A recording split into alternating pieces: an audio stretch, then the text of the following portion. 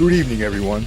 Welcome to this week's episode of the Necromaniacs Horror Podcast. How's it going, Jeff? Going pretty good, man. How are you? I'm doing good, man. It's Valentine's weekend. It is. Yeah. So, had some Valentine's activity last night, which was a lot of fun. And going out, seeing the show, that sort of stuff. But we'll get to that later. Yeah, exactly. Yeah. I tried to go out to dinner last night and it was a fucking disaster. A 2 hour wait for Indian food and all of that. And I hate Valentine's Day and it was dumb of me to try to go out. Our uh, our colleague Brandon Legion and I did a recording Hmm. yesterday together, a podcast recording, and he applied some logic and he took his wife out for Valentine's Day on Thursday night as opposed to Saturday. Very smart. Yeah. Yeah. I back that move 100%. Yeah, that might be the way to go in the future, I think. I think so. I think a combination of Valentine's Day and a Saturday was like going to be like, a shitstorm. And it just didn't even occur to me. Yeah. Yeah, it's just weekends, regular people doing things like that. It's always a mess, you know what I mean? Ordinary fucking people, man. Yeah. Um, yeah, but I had a good weekend. Friday, I went to a show at I think the Space in Hamden, Connecticut. Right But on. you'll be playing there soon, I think. Next month we'll be playing there. Yeah. I will be there. That's Uh, awesome. I went to see a band called the Black Heart Procession. Are you familiar with them? Oh, dude, they're like one of my favorite bands of all time. Yeah.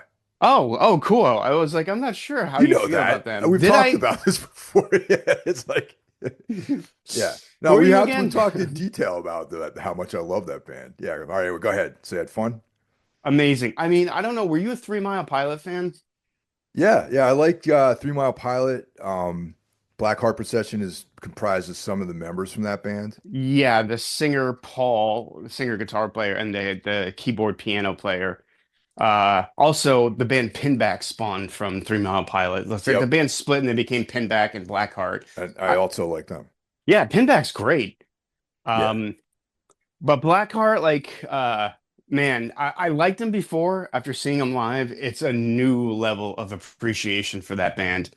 Like, holy shit, really, really, really good. And there was maybe 60 or 70 people there, not a big crowd at all, but like small, intimate show, and they were absolutely incredible. I was floored by their performance. Great, great band.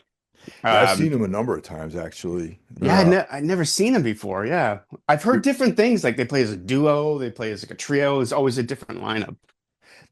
every single time I saw them was different. And Yeah, I actually mixed live sound for them when I lived in Boston. really. Yeah, for a brief period of time, I was doing sound stuff at the Middle East upstairs, I don't and remember that. it was real brief, real brief. And Yeah. and one night, it was like a Tuesday night. I ended up working, and they played, but I had no idea who they were, and it was two people. Oh, Yeah, it was two musicians on stage, and it was like just awesome, just like dark, like really, really cool, like, just vibey kind of downbeat music like that. yeah, totally. And I was picturing every time I picture them in my head, they look like the Bad Seeds. Mhm. And like they just look like normal dudes that yeah I work with. They Uh, did go through a phase like that though, where oh, they did they? would wear like suits on stage and, like cowboy hats and things like that. I, I briefly talked to this singer guitar player. He was doing merch. I was wearing a Boren shirt, and he started talking to me about Boren. He's a massive fan, apparently. Which is an added bonus when you meet a fellow Boren Enter Club of Gore enthusiast. Yeah, no, totally. And there was a video that those guys produced for the Tropic of Love, that record that came out like, I Yeah, don't know, like incredible record. 2005 or something. And 2002, I believe. I was still living in Boston when that came out. yeah. And I have a copy of that, and it's just like the whole album, like the narrative of the whole record is done in like a video, like Oh, self-produced, really cool. I gotta seek that out. It's probably on YouTube, I would imagine. Yeah, probably on YouTube. Oh, great. Yeah, I really like that record. And I remember in Boston, like going to like bars and it would be playing. Like I think that record got them some significant attention from a more mainstream type of audience. That was definitely their most commercial sounding record at that time because everything prior to that was just real like saturnine, like dreary sounding, you know. Yeah, pretty grim. Yeah. It hit me when they opened with a song from the fourth album, and I was kept thinking, I was like, this is like the kind of band you would see on an episode of Twin Peaks. Like they're playing the Yeah. bar and just had that like vibe to it. And that guy's voice, man, like I mean, he's probably a little bit older than me, but he can still like sing like he's, a young man. Very, very impressive, man. Great, great fucking show. I love that band. Everyone listening, please check out Black Harper Session. I got to see if they're coming down here anywhere. They were in New York last night. Oh, fuck. Wow. All right. Well, last night, I Yeah. also was at a show last night. I saw on Instagram, Yeah. So yeah. for Valentine's Day, my wife actually took me to see Nine Inch Nails. She took you. Yeah. Oh, see, I thought you took her. I Nope. didn't know you to be a Nine Inch Nails fan, Mike. I I, I she's a mega fan of Nine Inch Okay. Nails. All right. She loves them. I like them. You know, haven't really seen them perform ever. I saw them in Lollapalooza like in the 90s. Oh, like the first one Yeah. with like And that Rollins Band? yep. And that was like not representative, I think, of them very well. Oh, Right. really? Yeah. So that's like, it was real. I didn't like it, and I can't say that through the 90s I was a big Nine Inch Nails fan. Hmm. But as the years went by, I've grown to really respect Trent Reznor as a musician, Yeah. composer, Talented guy. Sure. talented guy, like, just even like on the technical end of stuff, like just the way his like mastery of that style of music, really, and it's always been on my bucket list to see them now, like in a big setting. And so we went last night, and it was amazing, really, Really? dude. The whole production of it was awesome, you know. Yeah, I can imagine they put on quite a spectacle. Yeah, and like the music was cool. Like I still don't enjoy all of the Nine Inch Nails music, but there's enough of it that I like where I had, a good time seeing him play. And it's interesting because they had like there was a setup in the middle of the I saw them in this place called the Prudential Center in Newark, New Jersey. It's like this big hockey arena. Hmm. So like in the middle of the floor, they had a setup, like a stage setup, right? And then they had a proper stage, right? So Hmm. the middle setup was like the electronic stage, and then other setup was like the rock and roll stage where they had the full band. Ah, okay. So they would have these interludes, and then they would change stages. Like there'd be some loop playing or whatever, or like he started out in the middle doing some sort of piano piece that he was working. I don't know all the songs, just to be honest with you. I'm sure Hmm. it's like a popular song that he had, and so he's doing his thing. And then there's like a video screen pops up of Josh Freese like playing this drum solo, right? Hmm. And that guy's sick. That guy's a great drummer. And He's a very good drummer, where the yes. fuck is this guy? Is he like beaming him in from like California or something like that? I don't know. And then you're like, this thing's going on for a little bit of time, and then the stage in the other end of the room lights up, and the whole band is there. Hmm. And it's like there must be some secret passageway or something that goes from the middle of the room to the stage. And they did all the kind of like more like rock band style songs on that stage. And Okay. yeah. And then there was this dude, this electronics guy who I don't know who he is. I'm sure he's, popular, called Boys Noise. Don't know who that Yeah, is. it's like, he's a European like DJ guy. Like he actually opened. And I was gonna ask who opened. yeah. So it's like it's a kind of music where like it made me think about getting like smashed in the face with like a pint glass in England or something like that. Yeah, like some guy with like a tracksuit like stabs you. It's like that kind of music. Yeah, it You know what I calls mean? you bruv before Yeah. he shanks you. Oi, Yeah. bruv, Oh, bruv. Yeah. Yeah. Because he was like this white guy with like a gold chain and stuff like that. The European dude. So it's I like, know exactly what you're talking about. yeah. So they did a set in the middle where he's doing his DJ thing and Trent's singing, and that was cool. You Yeah. know, yeah, it was fun, dude. And the stage production, it was like, it was like you're like on a spaceship and there's like fucking lights everywhere. It's like smoke, and it was just incredible, man. Yeah. No, I get it. I mean, having been on like, my old band toured with Tool and just seeing that kind of production it's impressive, you know? Yeah, no, it's very, very cool. You know, I know people must like, they're listening to this must be fans and have probably seen them perform. But for me, I'm a new jack, really, Yeah. and it was just really fucking impressive. Awesome. I mean, if I'm being honest, I've always kind of hated that band. Yeah, that's fine. When I was 14 and getting into Ministry and Skinny Puppy, the first Lollapalooza was about to happen. I always thought of Nine Inch Nails as like the polite version of bands like that. And through the years, I just sort of always ignored them. But, hearing some of Trent Reznor's film work, some of his film scores, kind of caused me to maybe reassess Nine Inch Nails a little bit.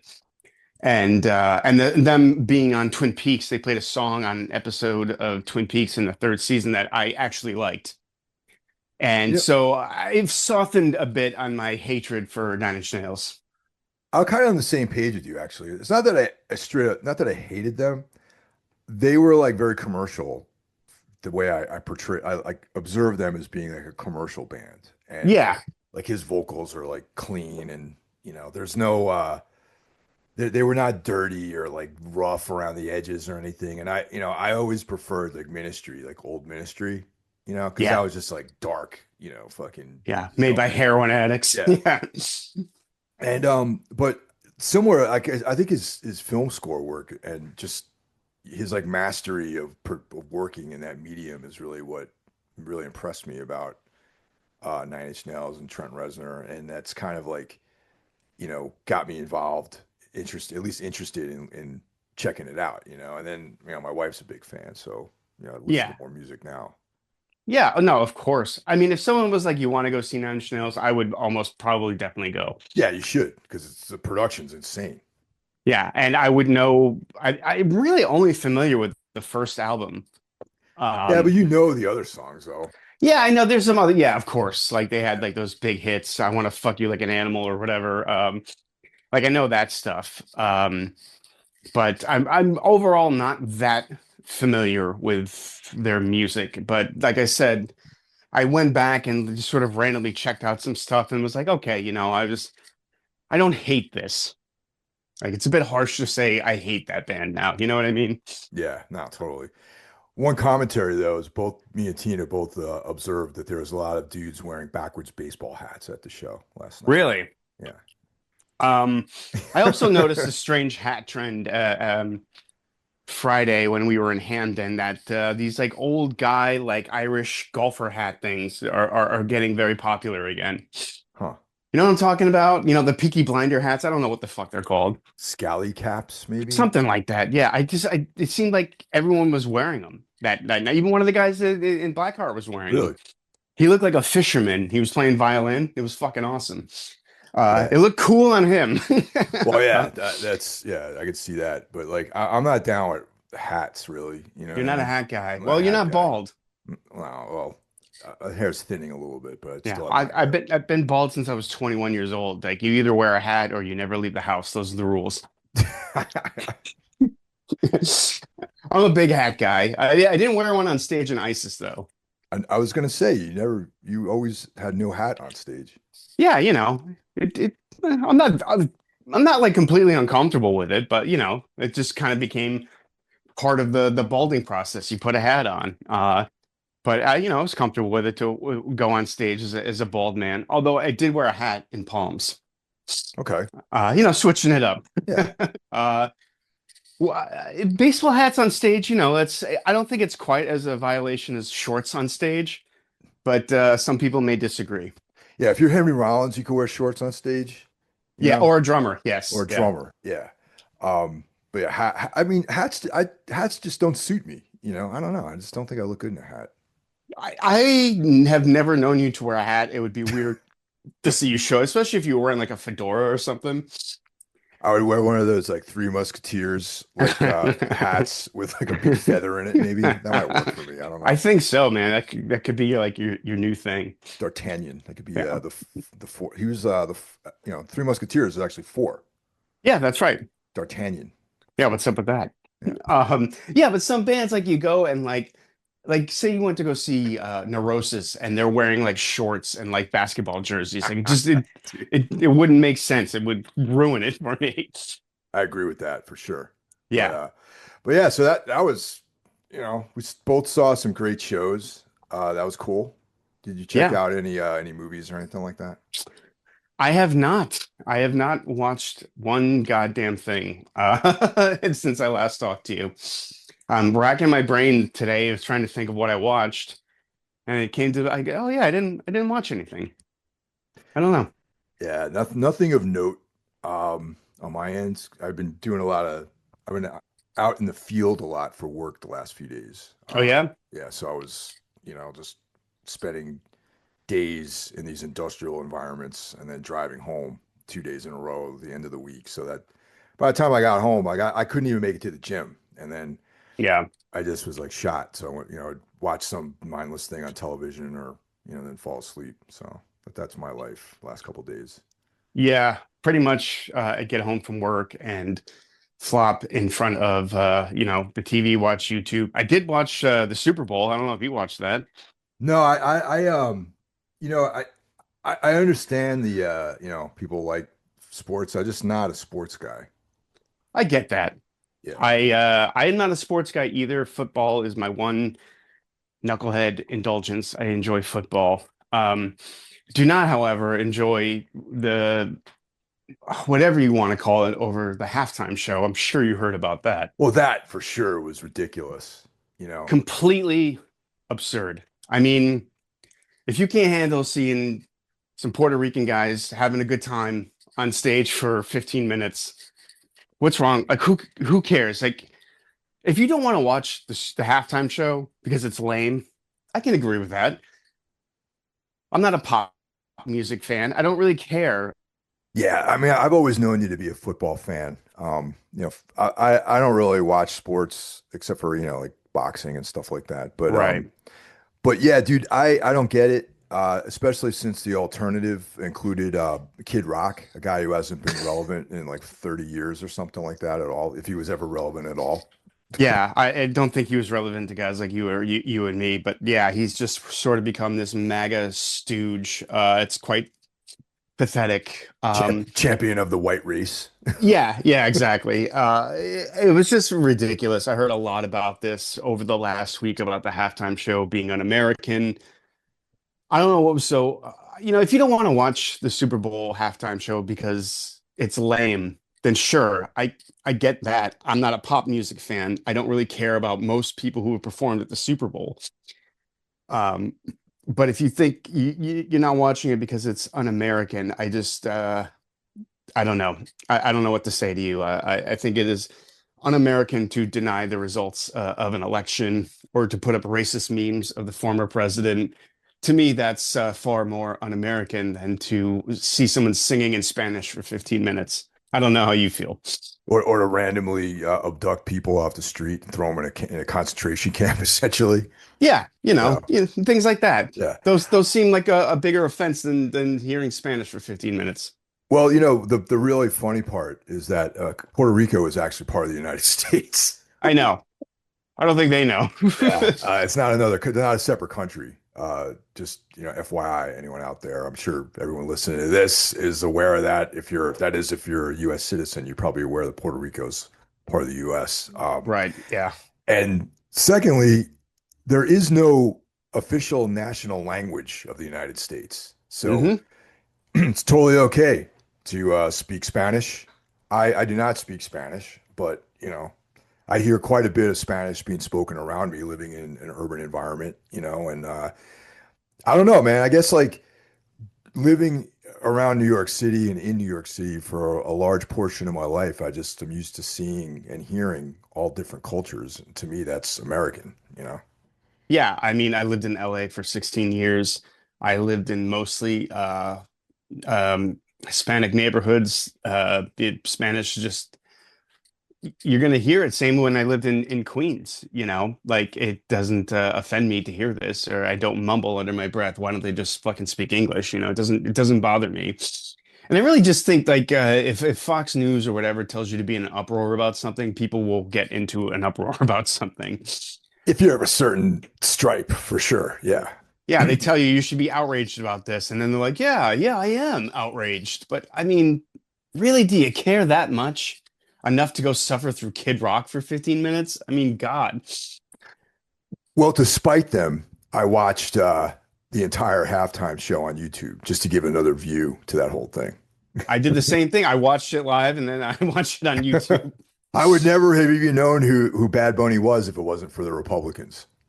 Yeah, exactly. I mean, I think they like amped him up to that may have end up being like the most watched halftime show of all time, probably. Yeah, so they really did a great job of suppressing that. Yeah, and that guy's pretty much the biggest thing in the world, which I mean, I don't think much of his music at all. It was not to my taste, but um, whatever, man. You know, it's done and over, and I don't know. Maybe they'll overcompensate next year and have Ted Nugent do the halftime show. I don't know. They have like like a screwdriver cover band play. It's like Yeah, exactly. they could straight up like perform White Power like on the halftime show next year. Yeah, and then, all the news outlets will say how it's not racist, actually, like, Fox and Newsmax and all that garbage. Whatever, fucked all that shit. It was just really dumb. I'm kind of tired of hearing about it a week later.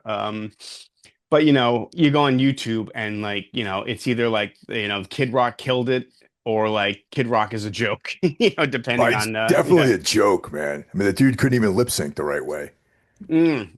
And then he had to put out a video saying he wasn't lip syncing and actually he did a great job. And Yeah. yeah, guys, nothing says like you pulled it off seamlessly, like putting out a video telling people that you pulled it off seamlessly. Yeah.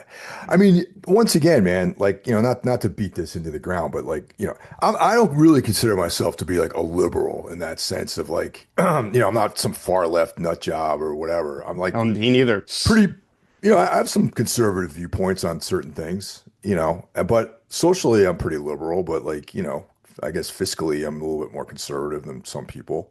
But, Mm, but clearly the MAGA crowd, they control the three houses of government. They got the executive branch, they got the Senate, they got the House of Representatives, most of the Supreme Court, and yet they still find a way to become victims. It's yeah, like how the fuck is they're like they complain about liberals being whining, sniveling, victimized people, but yet they are the biggest victims ever, man. It's really embarrassing. yeah, you really hit the nail on the head with that. Like it's just a perpetual victimhood about how and like oh the media's out to get you and they're the libtards are out to get you. What you guys control everything now. What are you talking about? Yeah. Well, on that note, let's give a shout out to the rest of We've the lost all of horsemen. our Yeah, sponsors. yeah, all right. We had that sick like sponsorship from Coors Light or whatever that we just lost. So, but yeah. So if you're listening to the show, you definitely are should be checking out the other Horsemen podcasts. So kicking things off every other Monday, we've got Brandon Legion's Horror Wolf 666. Up next on Tuesday, we've got Into the Necrosphere brought to you by Jackie Smith. And that's definitely, at this stage, one of the probably the only podcasts that deals with music that I regularly listen to. Hmm. Wednesday, we've got Everything Went Black, as well as Iblis Manifestations. Thursday is Necro Thursday, which you're listening to the Necromaniacs podcast right now. And it's also day one of Soul Knox, brought to you by Carl Hikera. Friday is Spitball Media. Saturday is a day off. So, enjoy yourself. Have Yeah. have some free time, go out and Go see Nine Inch Nails. go see Nine Inch Nails and Blackheart Procession. Yes. Beat Sunday, Carl Hikara returns with day two of Soul Knocks. And Carl and I are full steam ahead in our Darkness Weaves collaboration. We completed all the Kane stories and novels, and now we're moving on to Wagner's pastiche work of doing some of Robert E. Howard's characters. So the next thing up with that is Road of Kings, which is a Conan novel that Wagner wrote as a sort of in the 80s, I think it came out. Hmm. And there you have it. Cool. Look at that. We Ever have growing. we have a phone call this week. So if you want to get in touch with us on the Necro phone, you can hit us at 908-913-0782. 908-913-0782. And we've got Patrick from New Britain, Connecticut. Hmm. Hey, what's up, guys? Long time listener. Love your show. This is Patrick out in New Britain, Connecticut.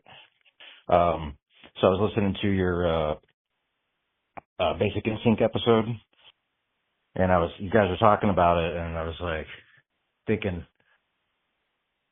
I wonder how these guys would feel about Body Double if it would fall under this American Giallo, uh, whatever. Yeah, what am I trying to say? You know, category, I guess. And sure enough, you guys actually ended up mentioning it at the end, so cool.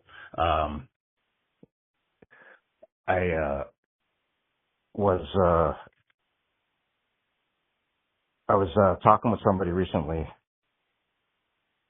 a younger girl I've been dating, and I've been kind of surprised and like pleasantly surprised, like she's been kind of turning me on to music that I didn't even know existed. Like I grew up on like old school thrash metal and stuff. And she's like playing some music for me. I'm like, what is this? It sounds really good. It sounds like old school like thrash metal. She's like, oh, it's Carnivore. I'm like, who's Carnivore? Well, it turns out, you guys probably know it's Peter Steele's band before Type O Negative. I'm like, holy shit, this is like really good. But anyway, probably gonna go see Testament next month. I've seen those guys a few times. I still try to hold on to the old school thrash scene a little bit. Um, yeah. So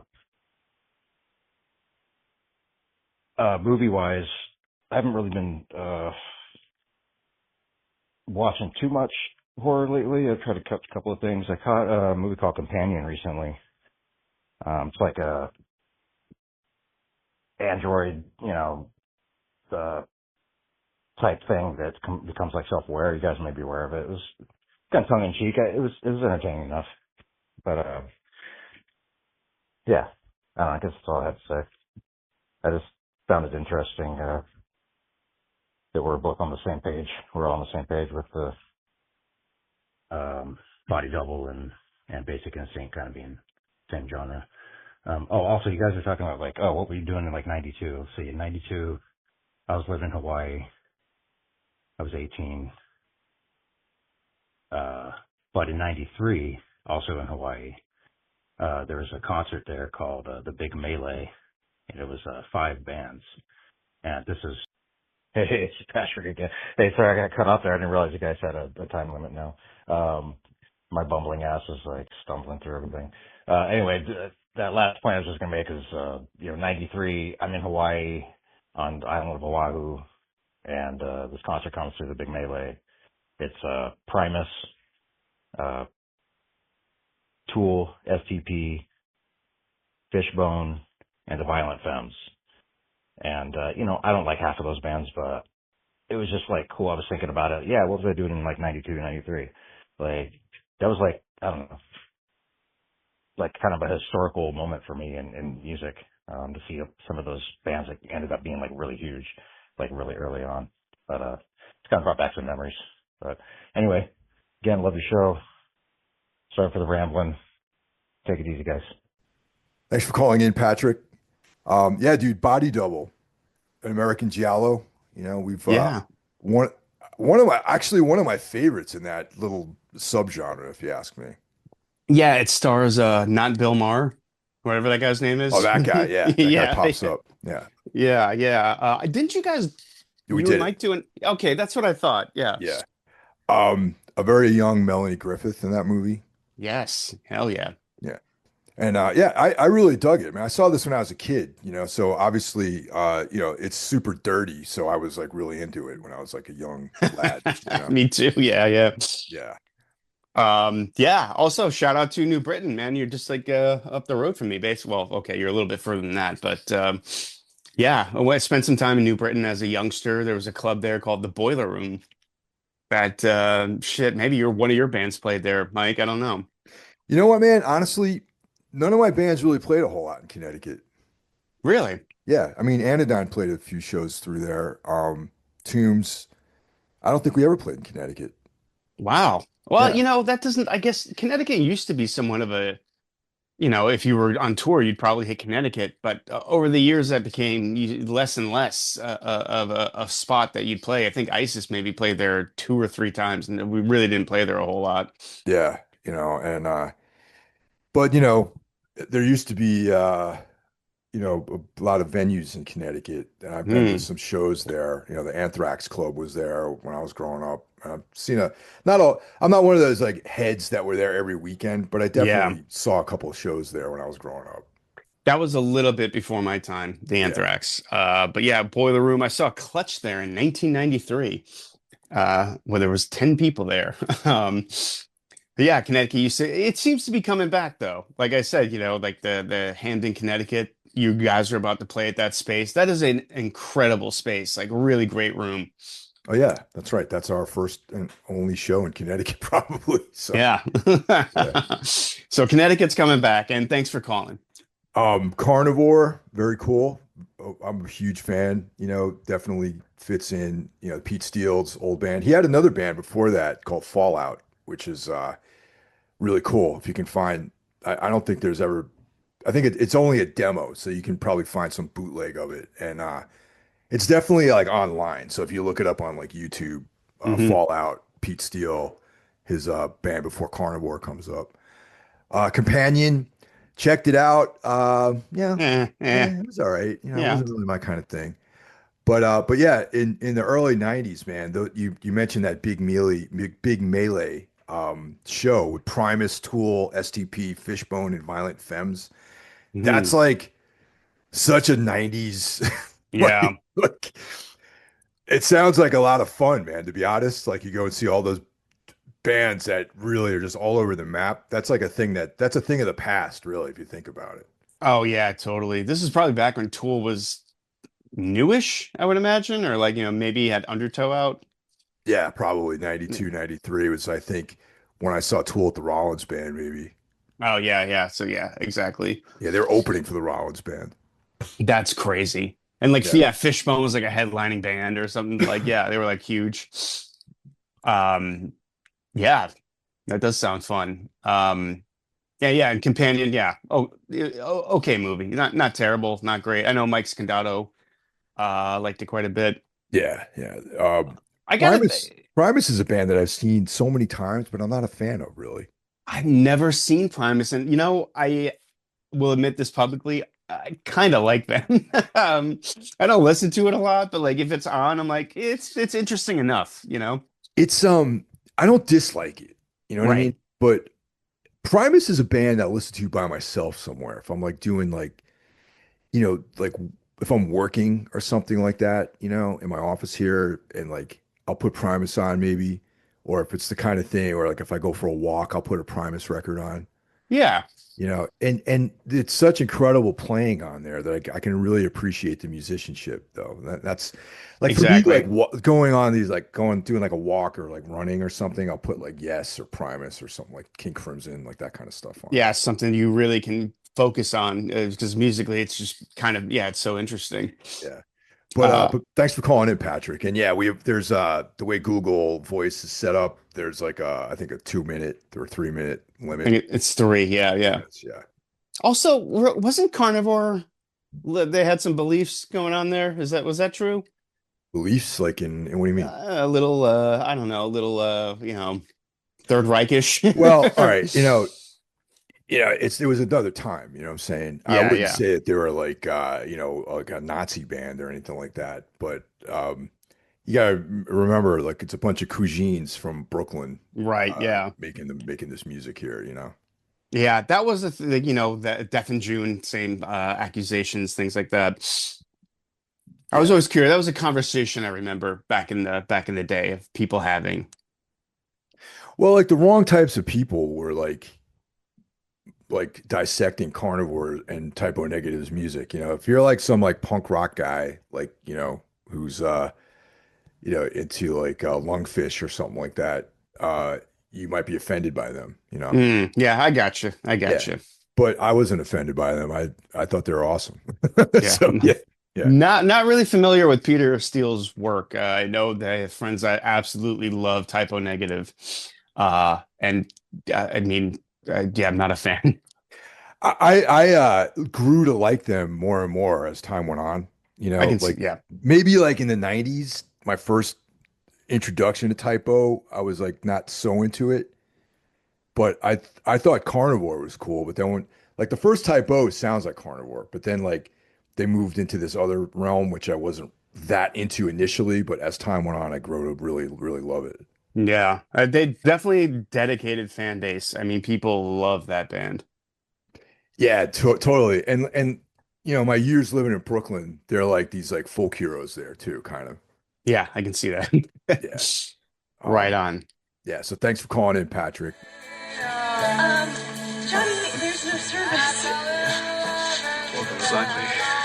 This is tragic. How am I supposed to tweet about our adventure? Hey, Damn it. I got something for you. Would you wear this for me? You're such a freak, Johnny. What is it? Just take it. I want you to be safe. What are you talking about? Just wear it. Johnny, it's kind of weird looking. High school's done, all right? We're free from what people think. We're never free from what people think, you know that. I just, sometimes wish that you wouldn't be with her. What? Look, I just Yeah, wish... Johnny, get real. Look, high school's over. I'm with Matt now. Yeah, is that real? Hey, you're making me regret digging you. Cool. That brings us to our feature film, Yes. Beneath. Continuing our coverage of the great Larry Fessenden. This was directed by Larry Fessenden, written by Tony Daniel, and it came out on May 3rd, 2013. Now, Tony Daniel went on to be to direct a bunch of or write some DC Comics films, or Oh, he wrote DC Comics, like straight up comic books. no, did he? Yeah, Teen Titans, Batman, Flash, like things like that. And he co-wrote this with a guy, Brian D. Smith, who I don't have any information about. Yeah, Larry Fessenden did not write this. Yeah, he didn't write it, he just directed it. And of course, Fessenden's like kind of a like a champion of the underground, a independent stalwart, if you will. Yeah, absolutely. And he normally writes the films he directs, I think. Am I right in saying that? I know he wrote Wendigo. Yeah, I think most of the stuff, at least that I really like, he wrote and directed. And in some cases, he acts in these films too. Yeah, or usually like a quick cameo at the very least, you Yeah. know? Yeah. Well, another movie that we're talking about doing, The Habit, which might Mm, be maybe our next film that we cover by Larry. He stars in that movie. that's right. Yeah, as a young man, like looks like a Swans fan, Yeah, Lower totally, Manhattan in dude. the Dude, 80s. Yeah. I cannot wait to rewatch this movie and talk about it. It's like one of probably my favorite of his films. Nice. I've never seen it. Yeah, you're gonna love it, I think. I think you're We'll, right. we'll see. Yeah. Yeah, So this was something a little different for him, I guess, you know? yeah, It feels different. definitely. It definitely feels different. Yeah, we'll get into that. So Yeah. the cast includes Bonnie Dennison as Kitty, Daniel Zovato as Johnny, and Daniel Zovato was in It Follows. Yes, and Don't Breathe, I believe. Don't Yeah. breathe. Yep. Yeah. Johnny Orsini as Simon, Chris Conroy as Matt, Griffin Newman as Zeke, Mackenzie Rossman as Deb, and character actor Mark Margolis is in this as Mr. Parks, and you'll know him from a bunch of different TV and movies. Uh, he was Salamanca in Breaking Bad That's right. Yeah, and yeah. Better Call Saul. Yes, great He show. he was in The Black Swan and Hannibal, Daredevil. He's been in a bunch of stuff. Recently passed away, I believe. Yes, yeah, Yeah, yeah, and shame. excellent character actor. Yes, he pops up very briefly in this, but I love him. I love him in this. Yeah, so very simple, straightforward plot. It's essentially a monster movie, but of course, Fessenden in his directing choices, has a different puts his own sort of flavor on this. Yeah, absolutely. I think the title Beneath refers more towards the characters than it does reference the fish. You know what I mean? Like, what's going on beneath with these people? I think that's really what this movie is about. Yeah, and it's like it'd be really easy to overlook this film as just a like some kind of monster of the week, big fish, movie. But there is a lot more mainly between the characters going on as opposed to just like it's almost like a Stephen King plot. Yeah, it's funny. The first thing I've written down in my notes, I said, this is like The Raft. Yeah. Yeah, it's very much in that same flavor as like something that Stephen King would write, and and so that adds like another layer to this film. Yeah, yeah, absolutely. I kind of wish Stephen King did write this. Yeah. There are a few problems with this, but we'll get into it. So we got six high school seniors who all look like they're 30. Yeah, I had that written down. I was like, they're supposed to be in high school. Yeah. Yeah, okay. Yeah, we got the gang includes Johnny, Zeke, Kitty, and her friend Deb. And Kitty's seeing Matt, that's her boyfriend. And Yes. yeah. And Simon is like the this budding, you know, filmmaker. Oh, that's Zeke. I'm sorry, Simon Zeke. is Matt's brother. Yeah, Matt's brother. So there's a brother, Matt and Simon, and Yeah. they're and then Kitty, and then there's Deb. Okay, so Yeah. there's like there's something going on between Kitty, Matt, and Simon And Johnny and Johnny. Johnny pines for Kitty secretly, and Yeah. one quick mistake I think this film makes is, why are these people friends? You don't really get that understanding of why these people are actually friends.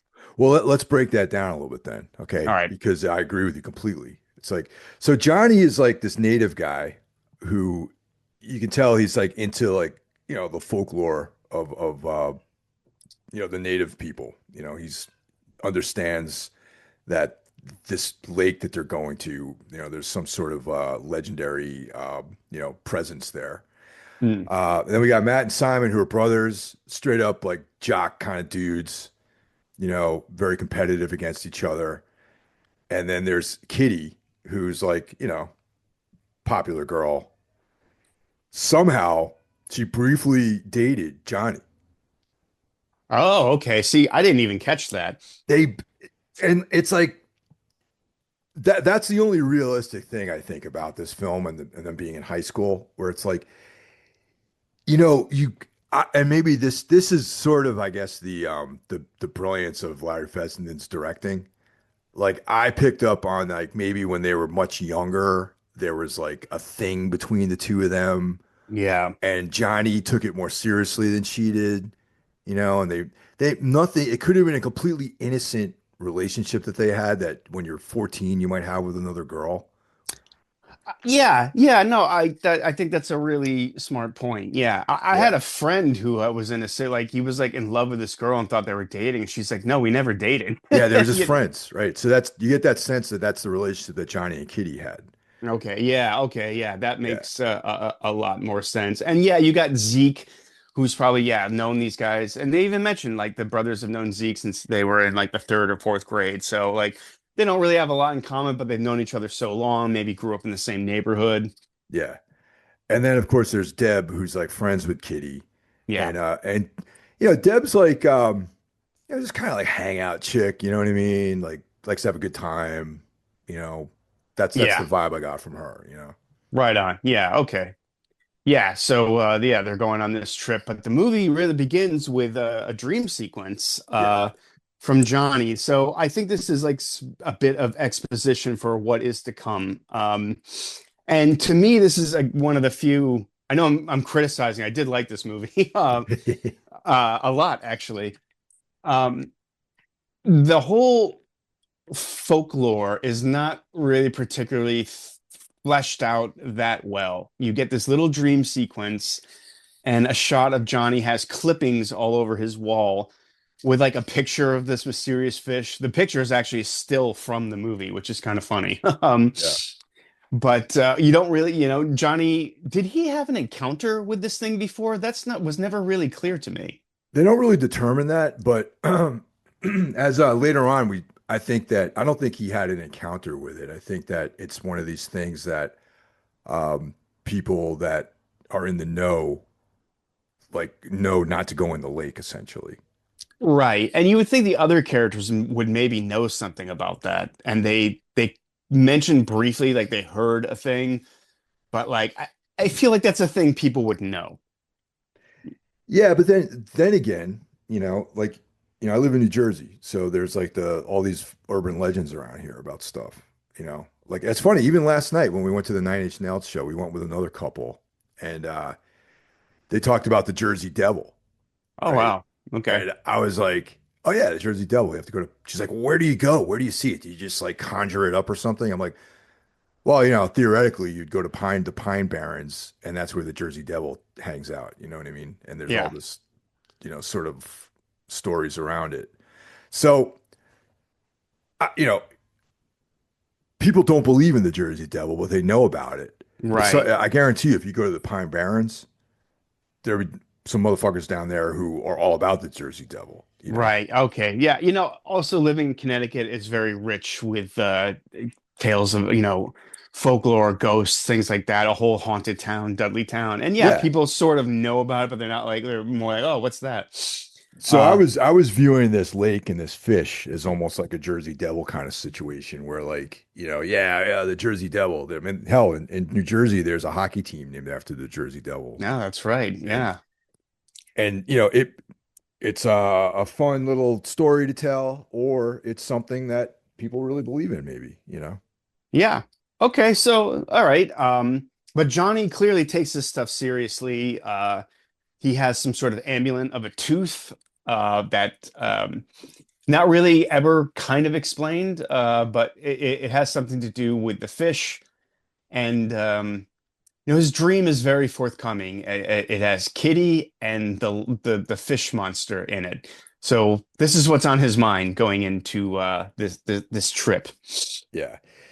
So, they're planning a nice, cool like weekend. I guess it's they recently graduated and they want to like party out on the water and go to the other side of the lake and make a camp and then, drink beer and do all that kind of stuff.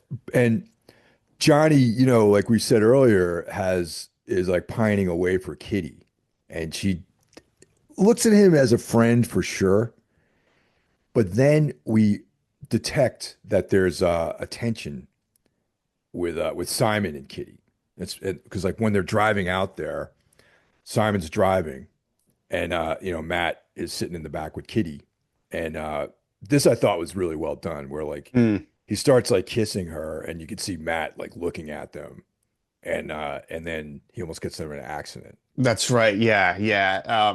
So it does establish like that Kitty is the girl everyone pines after. She's the girl that probably everyone in school had a crush on, and like if you got her, like you were like the man. Yeah, It establishes at least that much. That's what I got from all that. yeah. Deb, I thought Deb was cooler actually. She was kind of like the girl, like probably smoked a little weed here and there. Yeah. You know what I mean? Like, maybe was on like the swim team or something, you know? Yeah, like maybe she's more of like a peripheral figure to this group. Like maybe she's not as big of a shithead as these people turn out to be. Yeah, you Um know. and we got Zeke, who's a budding filmmaker. He's got a camera attached to his wrist for some reason, which I thought was it's like okay.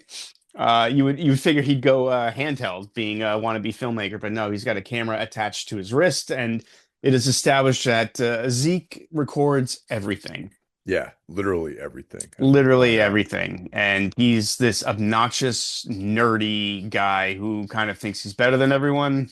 Um, I can relate to Zeke. um, but yeah, so yeah, we got these characters going. There's an accident. They get to the lake, and that's where we meet Mr. Parks. Yeah, Mr. Parks knows Johnny, and he's like, "Are these your friends?" Basically, and he knew Johnny's dad, and he's you get the sense that both of them are in the know about this legend of the lake. Yeah, he says you know better than anyone that you guys shouldn't be going in there. So again, it's hinted at that Johnny has some history with this thing. I would like to have had more of that, honestly. I thought that was Yes. definitely undercooked in this. Yeah, I mean, I'm a big fan of the whatever you would cryptozoology, lake monsters, things. I love stuff like that, and a little bit more of that would have gone a long way for me. More, just people in the car talking about, stories they heard, things like that, or like maybe a little bit more between Parks and Johnny about Johnny's past with this thing. But it's sort of just it just hints at it. You never really get to find out exactly what Johnny's. I thought that would be somewhat of a reveal later on in the film, Yeah. considering where this film goes, but we don't get that moment. Maybe it was cut. I don't know. So they got, their cooler with beers, and junk food. They get on this boat and they start rowing across the lake. And right quick, everything sort of gets kicked off. Like there's like this thing banging into the boat, which they can't really determine initially. Right. Well, first it's Matt, and then it's you don't know what it is. You're like they don't know what it is. We see like the people jump in the lake to go swimming. Johnny is very distressed about that. He just wants to get to the other side as quickly as possible. Yeah, that's right. So like they're frolicking in the waves, and yeah, that's where things start going south a little bit. Right. And we get our first glimpse of this thing in a pretty cool shot, an overhead shot where you kind of see it go under the boat, but you're not really sure of what you see. The fish, Yes. um, not the greatest, Re- special effect, but done really well, I thought. Even though it's like real limited, but they don't you don't they limit the amount of the fish that you get to see actually. I think that's a very wise choice. I gotta say, for a movie that looks, and from what I know, had a pretty small budget, we get a practical fish monster, which I think that's great, man. Like so many movies around this time where we're using like really awful CGI, but we get a practical fish. I believe almost every shot of that thing is actually there in camera. Yeah, no, it's definitely a real effect that you're looking at, practical effect. I think it's cool. I think it looks cool. I think seeing it in a little glimpses of it here and there is absolutely the right way to go. They took a page from Jaws. They took a few pages from Jaws. And showing this thing, I think, well, how much screen time do you think this thing has really? Maybe like a minute or two? Probably, yeah, because really initially it's the fish, but then it devolves, the relationships between all the people devolve. Oh, pretty quickly too. Yeah. So the girls get back on the boat. They lose the oar. She goes to grab it, and that's when we get like a real glimpse. This thing coming out of the water, mouth open. Um, Again, I think the fish looks. I think it looks great. I like this thing a lot. And Deb gets a little like, well, not a little. She gets a bite in her arm Yeah. that causes her to bleed out, and we lose poor Deb pretty quickly. But we come to find out she was probably lucky to die first. Yeah. Yeah. So, yeah, and Actually, it becomes this kind of comedy of errors with them trying to like row back to the shore. Yeah, I kept getting frustrated during. I'm like, this seems like a very simple fix. Why can't these people like just get to the shore? Yeah, because they have these oars and they just can't keep their fucking hands on the oars. It seems like. Yeah, yeah, it's like almost like the fish knows they need the oars because Simon tries to beat the fish with the oar and ends up getting stuck in it, which sort of becomes like the yellow barrels and Jaws. Yeah, Like you see the top of the fish and that oar sticking out, which becomes like how they find the thing, where it is in the lake. And it won't leave them alone. They're just sort of floating there without an oar. So Zeke comes up with the idea, which like eventually leads to his downfall, that the fish needs a distraction.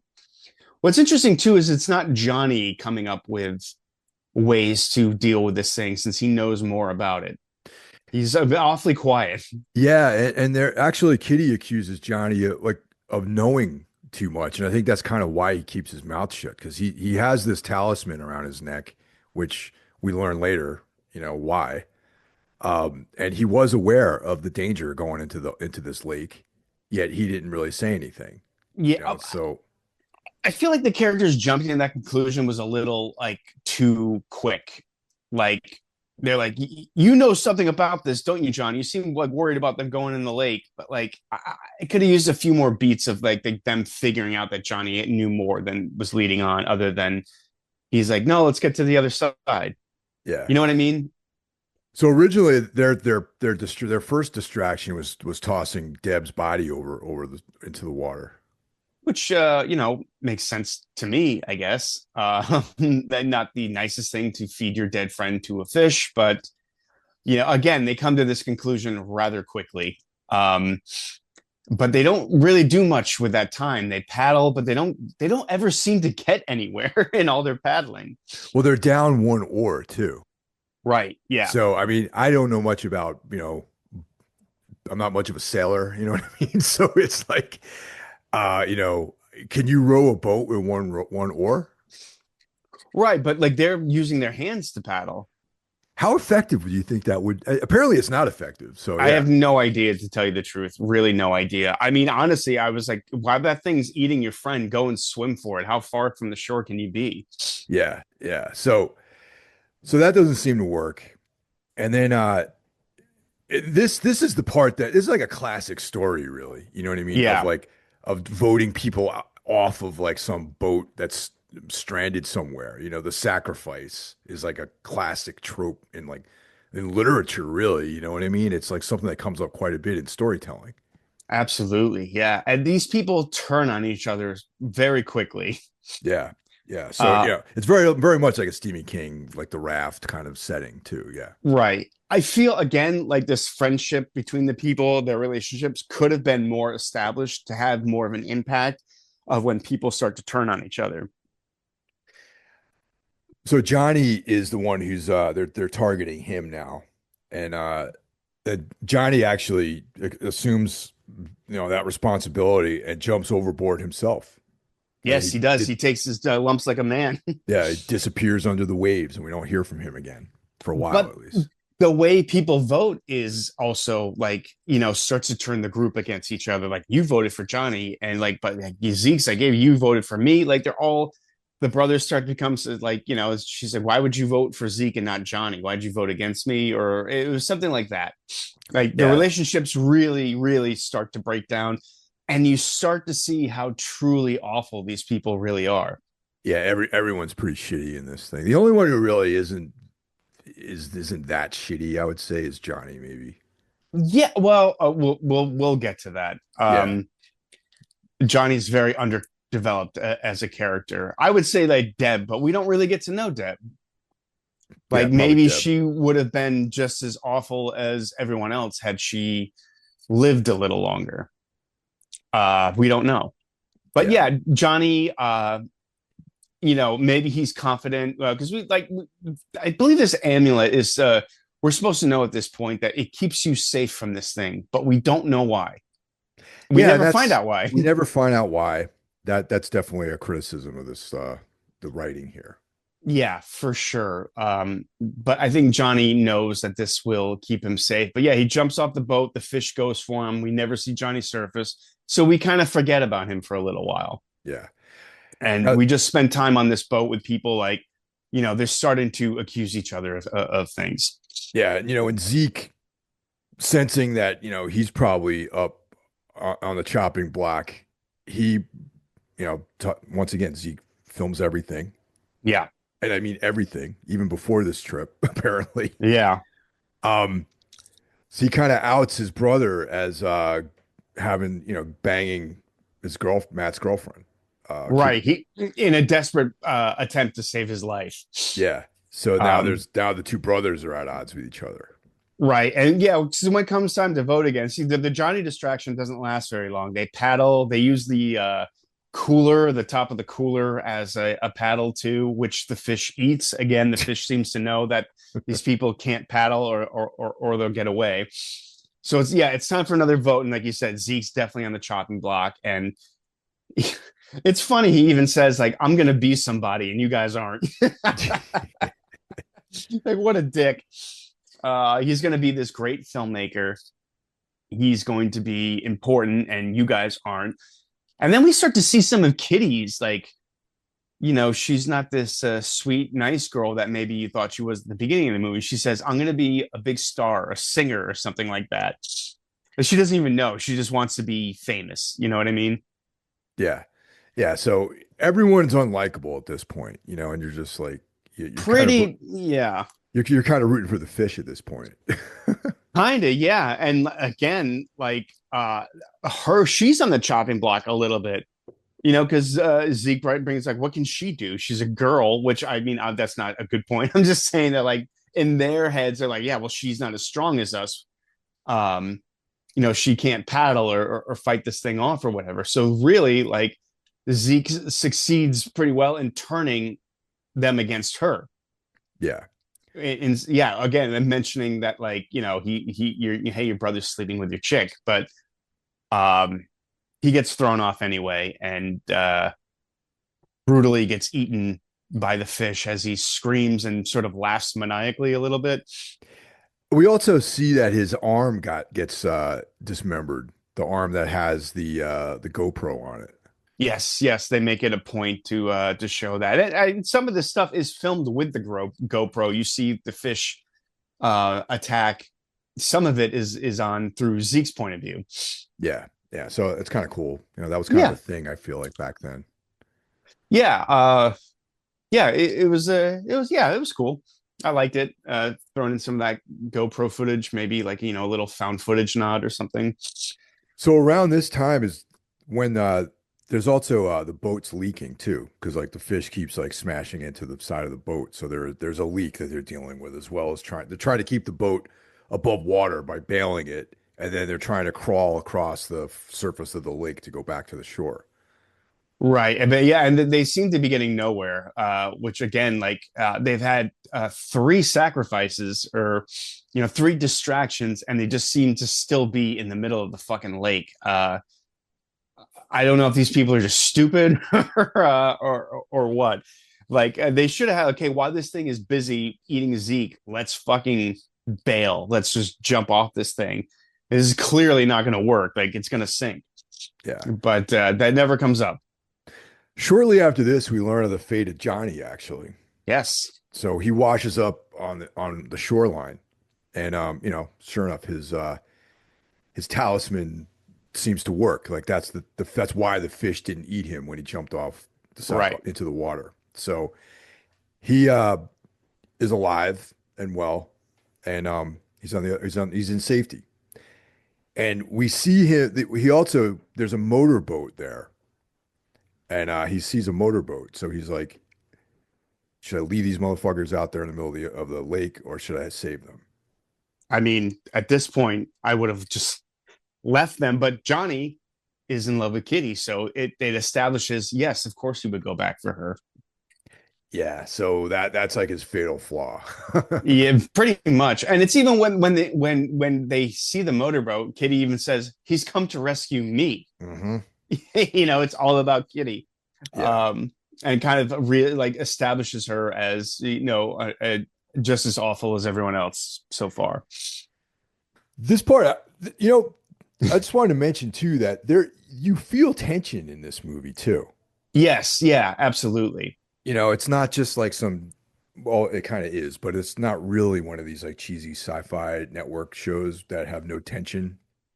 Yeah, no, It's this is way smarter than one of those movies. Yeah, yeah, totally. It's definitely like you feel tension. You don't like everybody, but you're just like things get ramped up in a way where you're just like, oh my God, just just do it or come to some decision about something.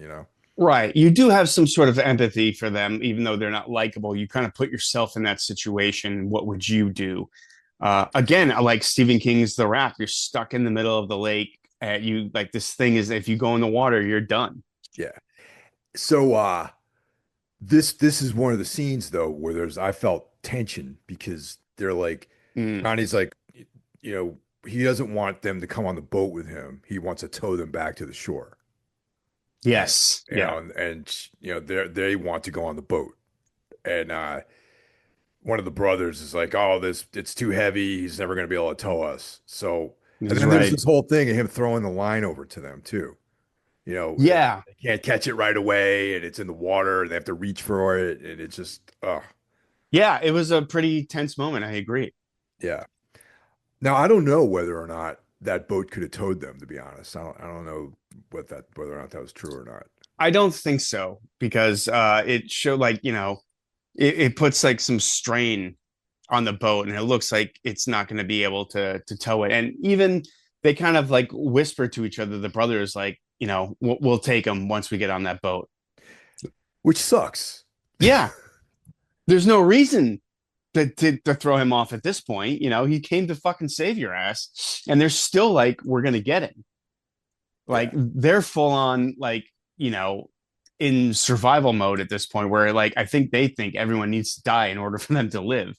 yeah, But the fish is their foul once again. It rams Johnny's boat, spinning it around. Um, Johnny ends up strangling himself, trying to save these people. It's a rather unceremonious death for what you think is the hero of the movie. yeah. That was kind of surprising first time I saw it. Yeah, I think so too. So now they have another dead body that they can use as a distraction for the fish.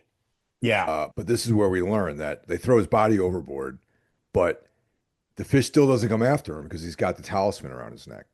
Right. And again, you said it like a comedy of errors. Like that's a really great way to put it because everything that what goes wrong, like they okay, Johnny's dead, but hey, that boat's still there. But they sever the rope. And the boat's tipped over. These people cannot fucking do a goddamn thing right. Yeah, And it's interesting because like in reality, it's funny. Like people make all kinds of mistakes like when they're under stress too. You know what I mean? yeah. And I wonder how realistic that is. I'm like, yeah, I could see that happening. Yeah, totally. I mean, this is a little bit like too much goes wrong for him.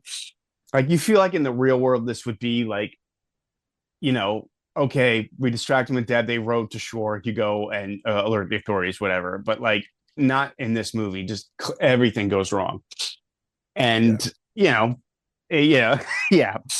So it's down to the three. It's down to the brothers and Kitty, and now everyone's full on everyone for themselves. Yeah, and even the brothers are sort of at each other's throats too over Kitty. Hmm. So there's like this, brother versus brother, like they kind of are against Kitty now, and Right. they're like they want her to like jump overboard. Yeah, because like they're like, well, really, she's just going to slow us down, and we're really going to let this girl come between us. But she's trying to pit the brothers against each other. Oh, I really love you, or like I was thinking of him. Like she kind of admits that, yeah, she was screwing around with Simon behind Matt's back. Yeah. But they do end up throwing her off. Yeah. And again, she somehow manages to hide from them and the fish. Well, also she sees that Johnny's body's floating and the fish isn't eating him. And she's like, maybe there is something to this talisman thing. So she takes the necklace off of him and puts it around her own neck. Right. And that ends up what saves her for a while. And while it's now down to the two brothers who, again, maybe could work out their differences once they get ashore, but they want to push the issue on site and start fighting amongst each other On a sinking boat. on a sinking boat. And the ultimate act of betrayal, Simon gets thrown off the boat and hits his head. Matt, after all this, goes to save his brother, Yep. knowing that thing is in there coming for him. And he goes to save his brother anyway, and his brother betrays him by saying final vote and kicks him into the mouth of the fish. Yeah. Yep. And swims ashore, which is something honestly they should have done in the first place. Just jump and swim for it. They all should have just jumped in and went for it. Honestly, be like, hey, it's gonna get one of us, but Yeah. Some Better of us you will than make me, it. man.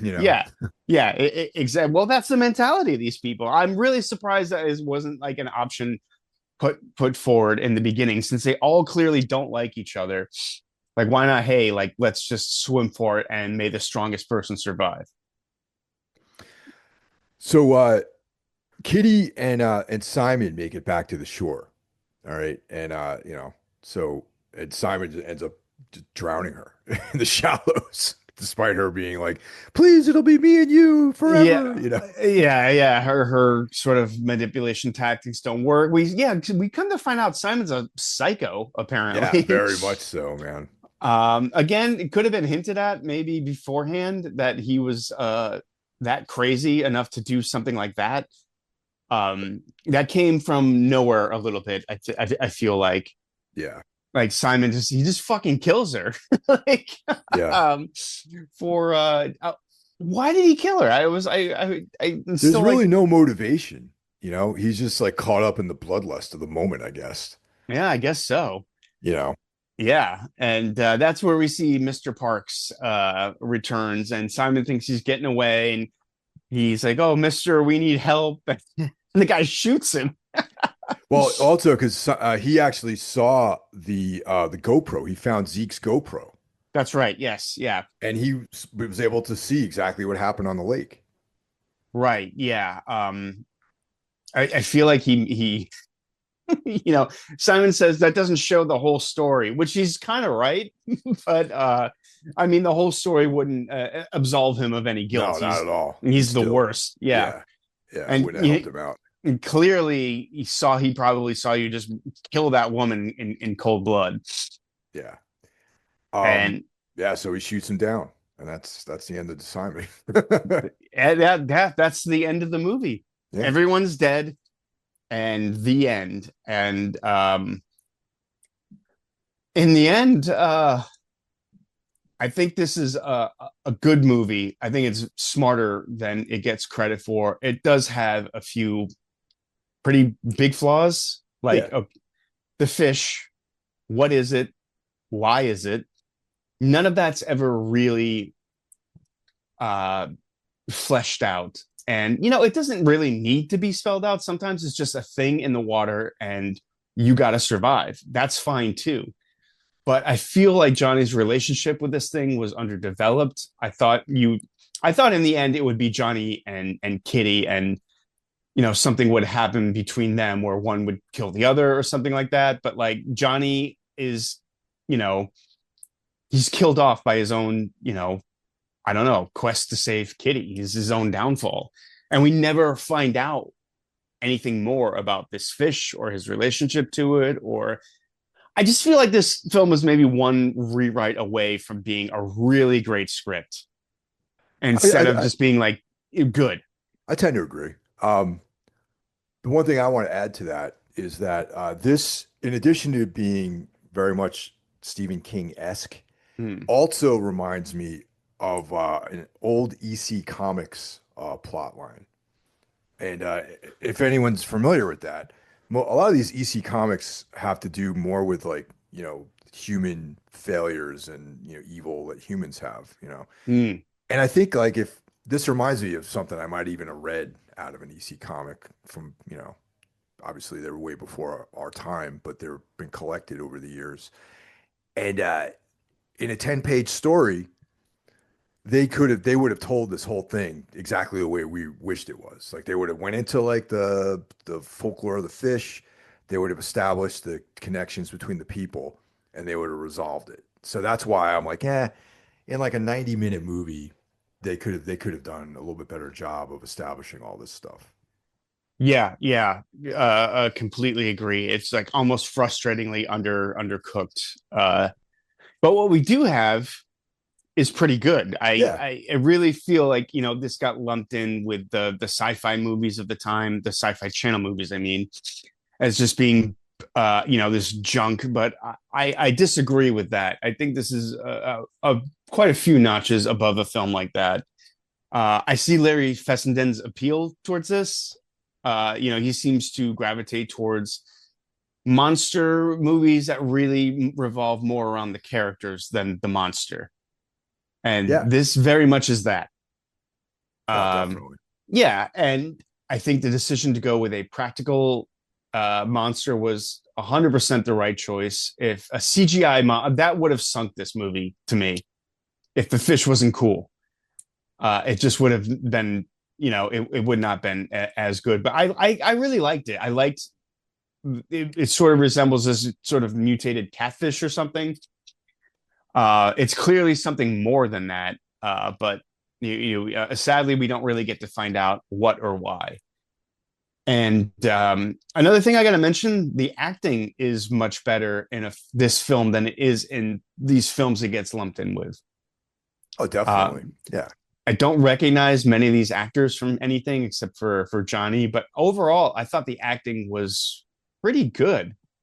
Never like laughable or eye rolling or any. I thought everyone was really good in their roles in this, and really they each played their characters the way they should have been played. Yeah, totally, man. And yeah, it's I totally agree with that. It's definitely a cut above what you would expect it to be once if this thing popped up somewhere for sure. Yeah, absolutely. I wish I had this on Blu-ray with some bonus stuff and maybe a Fessenden commentary. I think he has interesting things to say about his own films, and he just has an interesting perspective. I don't think he approached this as I'm a gun for hire. This is a dumb monster movie. Like he clearly put himself in it. Yeah. There's that. Sadly, this is not included in that Fessenden collection that Shout Factory put out, and probably because he didn't write it. Yeah, yeah, yeah. Oh, that's too bad. Yeah. So this is kind of like a little bit of a forgotten film for him. Didn't really like, I don't know, like it poorly reviewed, sort of dismissed, but I don't know.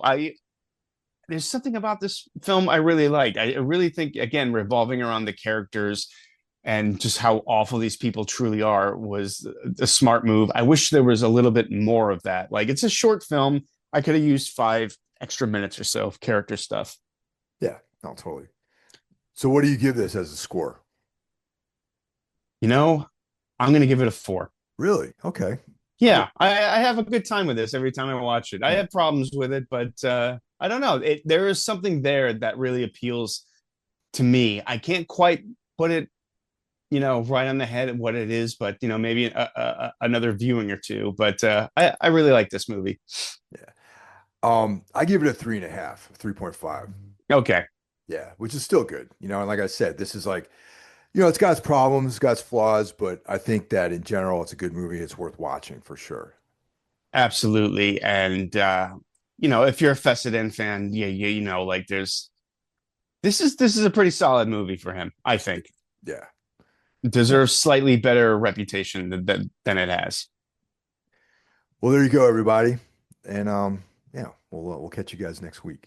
Yeah, hopefully, I mean, maybe we'll do a Fessenden film. Maybe we still got to do one of our neo noirs. We got some things coming up. Yeah, no, totally.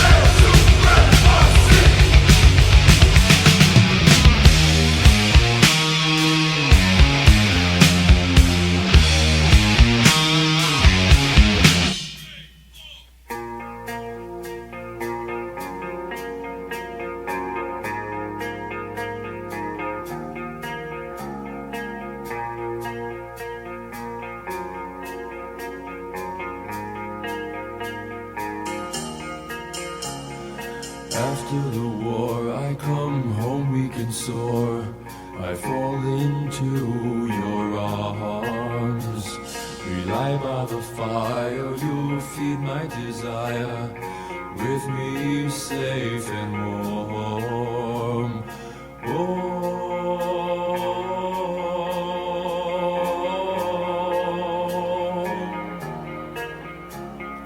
Outside the wind blows cold, inside the embers glow shelter from the storm.